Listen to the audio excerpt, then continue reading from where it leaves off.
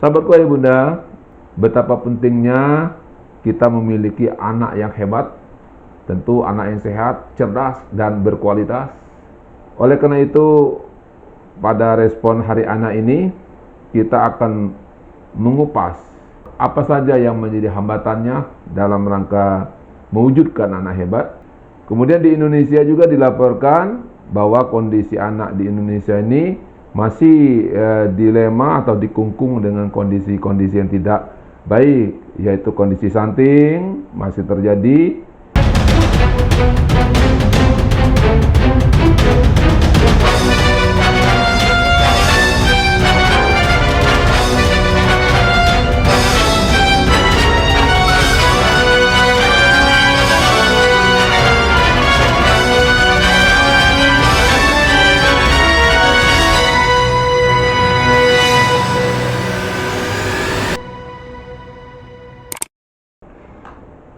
Assalamualaikum warahmatullahi wabarakatuh.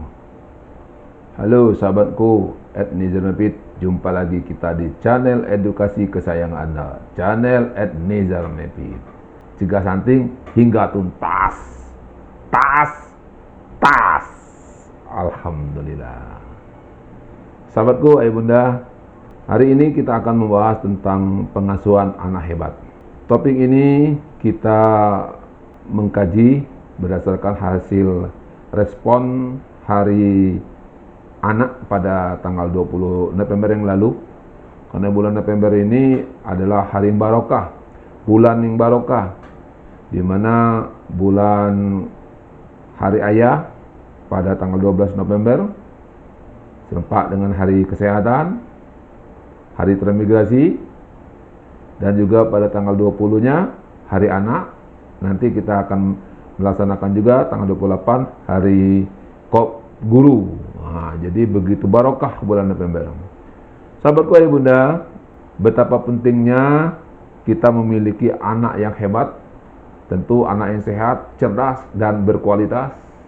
Oleh karena itu, pada respon Hari Anak ini, kita akan mengupas apa saja yang menjadi hambatannya dalam rangka mewujudkan anak hebat dan bagaimana caranya. Tapi sebelumnya kita persilakan dulu yang satu ini numpang lewat.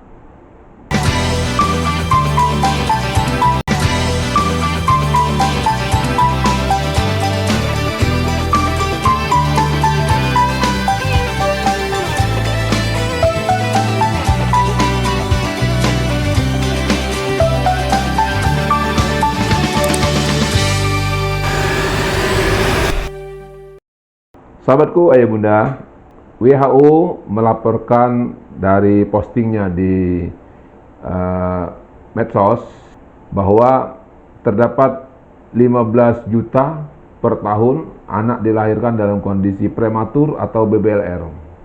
Artinya ini terjadi kualitas SDM yang tidak baik apabila tidak mendapat perawatan yang benar.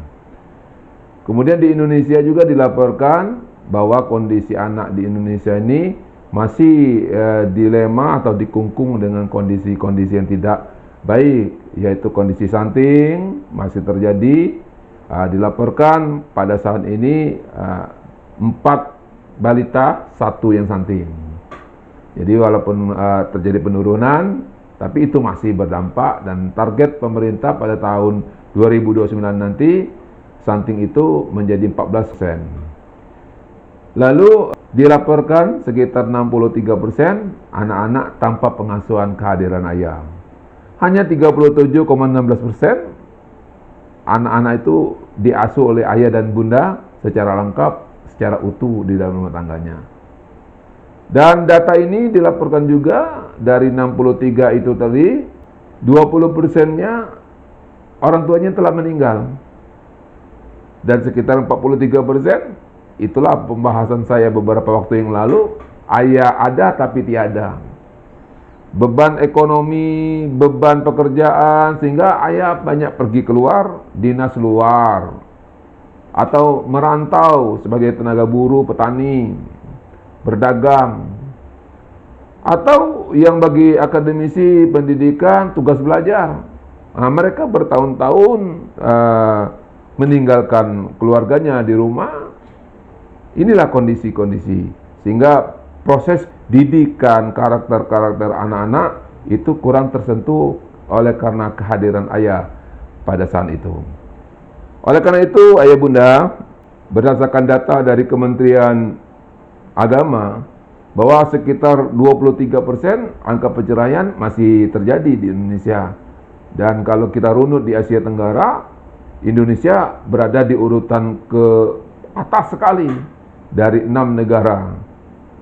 Ini sangat menyedihkan sebenarnya kondisi-kondisi ini. Dengan tingginya angka perceraian itu, maka pola pengasuhan anak kurang lebih optimal. Ini kondisi-kondisi yang harus kita cegah, sahabatku ayah bunda. Dampak dari angka perceraian itu dilaporkan juga sekitar 19,24%. Ini terjadi pernikahan dini. Dan nyarisnya rumah tangga yang broken home itu tadi masih dilaporkan kejadian kehamilan tidak diinginkan 1,7%. Kalau seandainya dihitung secara absolut, angka itu lumayan juga sahabatku ayah bunda. Artinya masalah-masalah ini harus kita tuntaskan dengan baik. Oleh karena itu, tema Hari Anak pada tahun ini, Anak Hebat, Indonesia Kuat, menuju Indonesia Emas 2045. Bagaimana supaya itu terwujud? Ada 6 tips yang harus kita lakukan. Sahabatku ayah bunda. Pertama, perlindungan. Anak itu mulai dari pembuahan di dalam kandung ibu rahim, itu kita harus memberikan perlindungan. Baik istri maupun suami tetap harus memberi perlindungan pada anaknya. Anak di masa dalam kandungan diberilah makanan gizi yang baik, yang sesuai dengan konsep isi piringku. Ibunda harus mengikuti kegiatan-kegiatan kesehatan yang telah dianjurkan oleh Kementerian Kesehatan. 6 kali kunjungan selama kehamilan. Di situ bunda akan dideteksi kesehatan bunda dan kesehatan janinnya. Bagaimana perkembangannya dapat dipantau dengan baik dengan alat-alat yang canggih sekarang.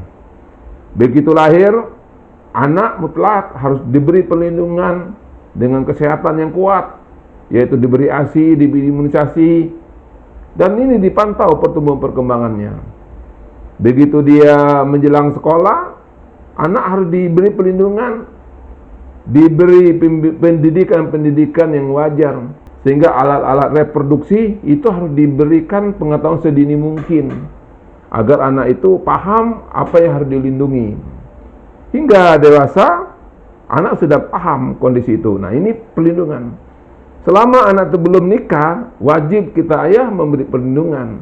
Dan memberi perlindungan ini sebenarnya bukan tugas keluarga saja, tapi seluruh masyarakat, komponen yang ada di dalam kehidupan tata kemasyarakatan, wajib kita untuk saling memberi perlindungan kepada anak-anak yang ada di sekitar kita. Yang kedua, anak berhak untuk mendapat didikan. Baik didikan agama maupun didikan umum, itu wajib kita diberikan. Makanya pemerintah membuat program wajib belajar. Tapi wajib belajar sampai sekarang masih berkutat antara 9, 12, 9, 12. Mestinya wajib belajar itu memang mutlak dilakukan dan dikontrol. Peran tokoh adat, sosial, agama itu harus ikut campur dalam menerapkan program-program wajib belajar itu.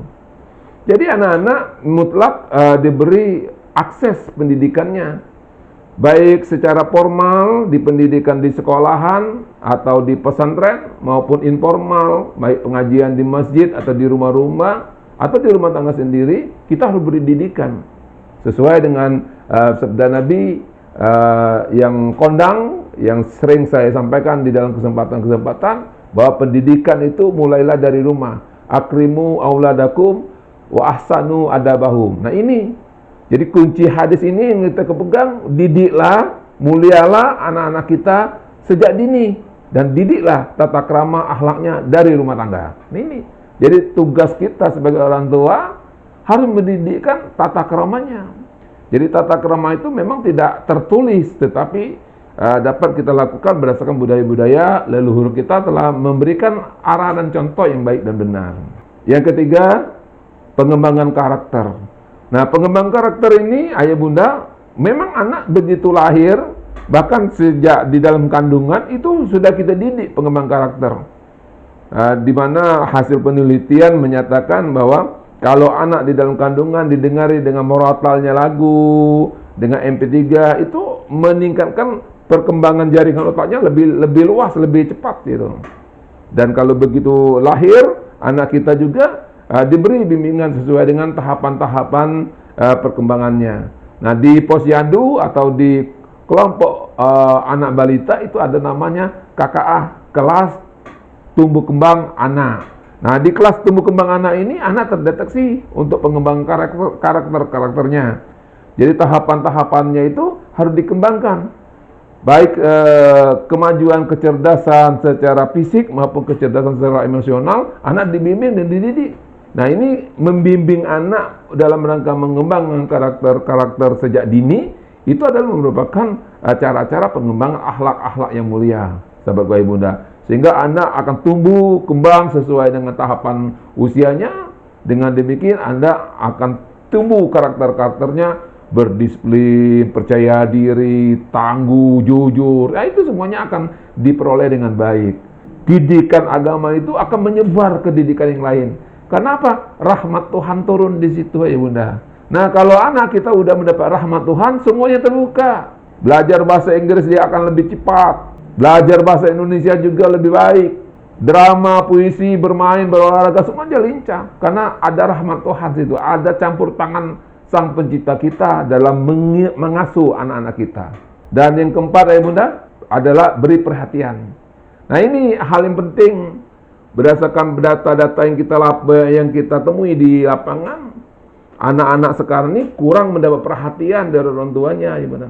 Kenapa kurang perhatian dari orang tua? Itu tadi dilaporkan, ada 63% anak-anak kita tampak hadiran orang tua. Meskipun orang tuanya ada secara fisik, itu ada tapi tiada. Karena sibuk dengan main gadgetnya, anak-anak sibuk juga main gadgetnya, sehingga dalam rumah tangga itu ada secara fisiknya ayah dan bunda, tapi tidak tersentuh secara kualitas. Maka dalam kondisi ini, ayah bunda, hidupkan ruang-ruang keluarga. Ruang keluarga, di situ tempat kita memberi perhatian. Ruang makan, ruang sholat, itu tempat kita memberi perhatian, kasih sayang kepada putra-putri kita. Karena mereka wajib untuk mendapatkan kasih sayang atau perhatian dari sang ayahnya. Yang kelima, ayah bunda, pengasuhan. Nah, pengasuhan ini, ayah bunda, hal yang penting sekali. Buya Hamka menyatakan saat sekarang anak itu salah asuh. Karena kita mulai mengasuh anak ini dengan adanya perkembangan teknologi, perubahan budaya dan sosial, karena desakan-desakan globalisasi, maka terjadilah perubahan-perubahan. Bahkan sekarang perubahan antara generasi ke generasi itu menunjukkan perubahan-perubahan pola asuh yang sangat signifikan. Ada 10 kesalahan orang tua di dalam menerapkan pola asuh. Pada YouTube saya yang lalu, silakan ditonton aja 10 kesalahan besar orang tua dalam pola asuh anak. Nah, pola asuh ini, ya bunda, sebenarnya tidak ada yang lebih unggul. Yang lebih unggul adalah kalau kita bisa memanage semua pola asuh itu menjadi satu kesatuan. Karena dalam pola asuh ini kapan kita menerapkan disiplin yang ketat, artinya kita memerlukan pola asuh yang otoriter. Nah, ketika pola asuh ini dilakukan, ada kesepakatan yang harus kita buat. Karena kesepakatan pola asuh otoriter ini biasanya didahului pola asuh demokrasi. Nah, kita membuka dulu aspirasi-aspirasi, bagaimana pendapatnya, bagaimana ketika memang udah kesepakatan itu dimantapkan, perlu disiplin. Nah, untuk melatih anak ini pendisiplinan yang sejati itu, maka kita perlukan pola asuh yang otoriter. Jadi kita mungkin menggunakan pola asuh yang primitif, kita lihat bagaimana kondisinya. Mungkin kita menerapkan pola asuh abai, suatu ketika kita abai, kita lihat bagaimana perkembangannya. Tetapi ini semua tidak bisa berjalan sendiri-sendiri, harus terintegrasi, ya Bunda. Karena pola asuh itu sesuai dengan tipikal anak. Kalau anak itu memang tipikal introvert, beda pola asuh dengan tipikal anak yang introvert. Nah, sekarang tipikal anak itu ada pergabungan, persilangan tipikal introvert dengan extrovert. Nah, ini jadi kondisi-kondisi yang sangat asik sekali dalam menerapkan pola asuh. Jika kita memahami pola-pola perkembangan psikologis anak. Oleh karena itu pola asuh ini penting sekali ayah bunda, kita lihatlah situasional. Itu yang tepat. Karena masing-masing anak itu mempunyai kontrol dirinya masing-masing. Berdasarkan hasil penelitian, kontrol diri itulah yang bisa menyukseskan seorang anak untuk menjadi orang-orang yang hebat. Yang 6 ayah bunda adalah pemenuhan hak. Nah, pemenuhan hak ini penting sekali ayah bunda. Bagaimana seorang ayah, seorang bunda bisa memenuhi hak anak sebagai tumbuh kembang. Anak sejak di dalam kandungan hingga anak usia 21 tahun itu tahapan perkembangan sangat tinggi. Jadi orang tua harus menyadari perkembangan pertumbuhan anak laki-laki dan perempuan itu berbeda. Ya, kita lihat perkembangan secara psikologisnya, kita lihat perkembangan dalam pergaulannya, kita lihat perkembangan dalam tata keramanya. Jadi kita buka tahapan-tahapan pertumbuhan kembang. Makanya di dalam fungsi ayah yang baik dan benar adalah memberikan keluasan, memberikan kewenangannya, sehingga hal-hal yang positif yang ada pada anak kita dorong. Kita dukung. Tidak boleh kita sama sekali untuk melarang atau marah atau mencegah. Semuanya itu apabila terjadi harus kita kompromasikan. Apa permasalahannya, bagaimana masalahnya. Kita tawarkan ini masalahnya apabila tidak melakukan itu. Misal anak itu malas belajar. Nah, kita lakukan. Belajar itu adalah tugasnya untuk mendapatkan pengetahuan sehingga pelajaran-pelajaran yang diajar di sekolah pas ujian nanti kita mampu untuk menjawab menyelesaikan pekerjaannya. Karena anak-anak dalam tahapan pertumbuhan kembang ini dia harus mencari jawaban tersendiri. Kalau anak-anak di bawah 5 tahun dia akan terlindungi dengan ayah bundanya. Kalau anak usia prasekolah hingga sekolah remaja, dia akan percaya didikan pengetahuannya dari para guru dan ustadzanya. Tapi anak udah masuk ke golongan mahasiswa, dia egonya yang lebih berat. Dia percaya dari teman ke teman. Nah, pola asuh ini, tumbuh kembang ini harus kita monitor sebagai orang tua. Kita harus paham biar anak kita jangan salah dalam menerapkan pertumbuhan perkembangannya. Sehingga pertumbuhan kembangnya akan tumbuh dengan normal, tumbuh yang baik, maka anak kita akan menjadi orang yang cerdas, orang yang hebat. Ini ayah bunda. Yang kedua, hak pola asuhnya adalah kita berikan makanan yang gizi yang seimbang. Jadi kalau gizi seimbang itu ada dari karbohidrat, boleh kita pilih nasi, jagung, kentang, ubi, silakan, atau bervariasi boleh juga. Lalu ada yang lemak-lemaknya, lemak itu dari minyak goreng-gorengan atau dari mentega yang kita masakkan itu biasanya itu menjadi satu dengan lauk pauknya. Yang ketiga adalah protein hewani. Protein hewaninya bisa telur, bisa daging, bisa ayam. Nah, ditambah juga protein nabati, tempe, tahu misalnya. Nah, ini kombinasi. Ada mineralnya, mineral sayur-sayur. Sayur bayam, sayur kaku, sayur kangkung, semua sayur-sayur kita gunakan. Dan untuk penyempurnaan komponen-komponen tadi, antara sayur tadi ada buah-buahan. Yang ketiga, pola asuhnya bermain. Jadi ayah bunda, jangan terlalu risau, jangan terlalu gaduh gelisah. Kalau anak bermain. Kalau anak laki-laki memang bermain. Makanya kalau anak laki-laki SD-nya ke bawah, itu kalau belajarnya sambil bermain-main. Tidak bisa saklek kita memberi pelajarannya. Kalau anak perempuan berbeda, dia lebih sistematis karena dia otak kiri dan kanannya seimbang dalam melaksanakan fungsi otaknya. Jadi dia memang lebih serius dalam belajar dan memang dia lebih paham dan lebih menguasai di dalam kegiatan pelajaran. Jadi pola permainan anak perempuan dengan anak laki-laki sangat berbeda sekali. Lalu yang keempat, pemenuhan kebutuhan hak ini adalah kasih sayang. Jadi kita ayah bunda harus memenuhi kebutuhan kasih sayang pada anak kita. Jadi anak itu jangan lupa setiap hari dilakukanlah, dipeluk, dicium. Kalau yang wanita dipandang matanya, dilihat, cari perhatian yang baik dengan dia, menunjukkan kita kasih sayang dengan dia. Nah ini hal-hal kasih sayang yang sepele ini sebenarnya membawa dampak yang lebih dahsyat sekali dalam pengembangan karakter jiwa anak-anak kita. Oleh karena itu kasih sayang ini sebenarnya menjadi kunci utama di dalam kita memberikan pola asuh yang baik dan benar pada anak kita. Sahabatku ayah bunda, harapan semua keluarga adalah memiliki anak yang tangguh, anak yang hebat, cerdas dan sehat. Namun permasalahan-permasalahan yang ada di sekitar anak maupun di luar itu selalu mengintai kondisi anak kita. Dengan 6 tip ini kita akan melahirkan anak-anak kita yang sehat, cerdas, dan berkualitas. Tentunya menjadi anak yang hebat. Anak yang hebat akan terwujudlah Indonesia kuat menuju Indonesia Emas 2045. Kesempurnaan itu adalah milik Allah Subhanahu wa taala. Wallahu ya'lamu wa antum la ta'lamun. Balita cerdas, orang tua hebat, keluarga tanpa santing. Buah salak masak di tengah hutan. Mohon maaf jika tutur kata saya kurang berkenan. Ketupat dibelah 4, semoga bermanfaat. Saya Muhammad Nizar dari Arjuna 188. Mohon izin undur diri. Kullu am wa antum bi khairi wa mulawwa fi kulli tariq. Wassalamualaikum warahmatullahi wabarakatuh.